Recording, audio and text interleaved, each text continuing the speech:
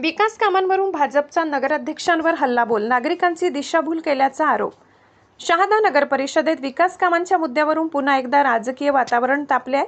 उपनगराध्यक्ष माधवी पाटील यांनी पत्रकार परिषद घेऊन नगराध्यक्षांवर भाजप नगरसेवकांच्या विकास कामांच्या प्रस्तावांकडे जाणीवपूर्वक दुर्लक्ष केल्याचा आरोप केलाय.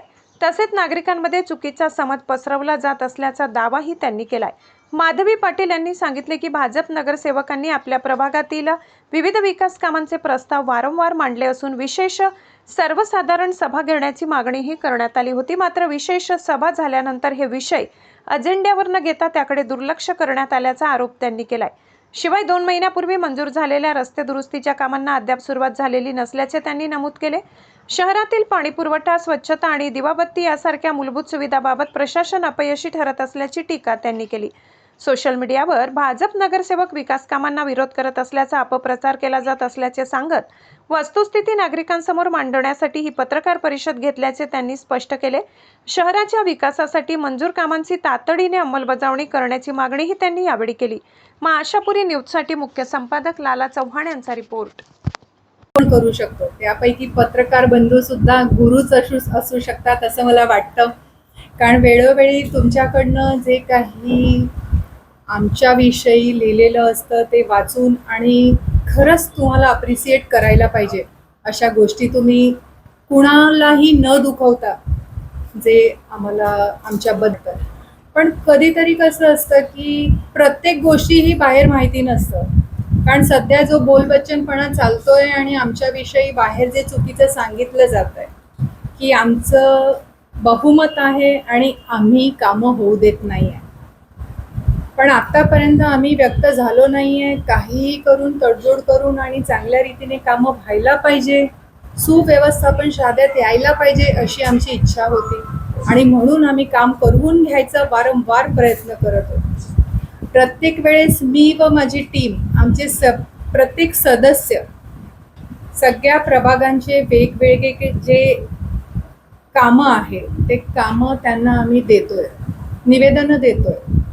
पण नगराध्यक्षांकडनं जे विषय आहे ते अजेंड्यावर घेतलंच जात नाही. त्यांचं म्हणणं असं आहे की अजेंड्यावर विषय घेण्याचा जो अधिकार आहे तो त्यांचा आहे आणि म्हणून ते आमचे विषय घेत नाही आहे. आणि ते सगळे प्रूफ सहित आज आम्ही इथं उपस्थित झालो आहोत आणि ही परिषद घेतो आहे. त्यांनी जरी आमचे विषय घेतले नसेल मग नंतर एप्रिल महिन्यात आम्ही कलेक्टर मॅडमांकडे धाव घेतली. त्यांना आम्ही निवेदन दिलं, त्यांना सांगितलं की आमचे एवढे विषय आमचे शहर मागे पडतंय. मागील 4 वर्ष प्रशासनाचा काळ होता आणि म्हणून भरपूर कामं रेंगाळली आहे. कलेक्टर मॅडमांनी आम्हाला सांगितलं की मी विशेष सभा लावणार आहे, पण अजून त्यांच्याकडनं पण काहीही झालेलं नाही. आणि म्हणून शेवटी आम्हाला तुम्हाला सांगावं लागतंय की शहरात जे चुकीच्या बातम्या आहे की आम्ही कामं होऊ देत नाही आहे, तसं नाही आहे. इवन रस्त्यांचं बघा, मूलभूत जे आहे गरजा ते तर आम्ही करतो, जे साफसफाई करतोय, पाण्याची व्यवस्था करतोय.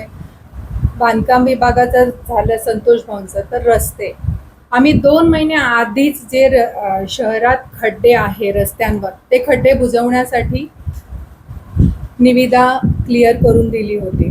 पण अजूनपर्यंत वारंवार सांगून सुद्धा प्रशासनकडनं ते होत नाहीये कामं खड्डे बुजवण्याचं. काही लोकांना असं वाटतं की नवीन रस्ते का बनवले जात नाही, तर पुढे आपली जे गटारीची अंडरग्राऊंड गटारी जे होणार आहे त्यासाठी जर का आपण आत्ता रस्ते बनवले आणि परत गटारींच्या वेळेस ते रस्ते जर का तोडले तर शहराचंच नुकसान होणार आहे, तो निधी वाया जाणार आहे. म्हणून आपण आता तात्पुरतं त्याचं जे सोल्युशन आहे ते काढलं होतं आणि खड्डे बुजवण्याचं काम करण्यासाठी 2 महिन्या आधीच निविदा क्लिअर करून दिली. पण नगरपालिकेचे प्रशासक आहे, जे अधिकारी आहे, त्यांच्याकडनं अजून कुठलंही कामं करून घेतले जात नाहीये. वारंवार आम्ही त्यांना सांगतोय की तुम्ही कामं करा, करून द्या, पण कामं होत नाही. पुढे मी संतोष भाऊंना सांगेल याबद्दल. त्या निमित्ताने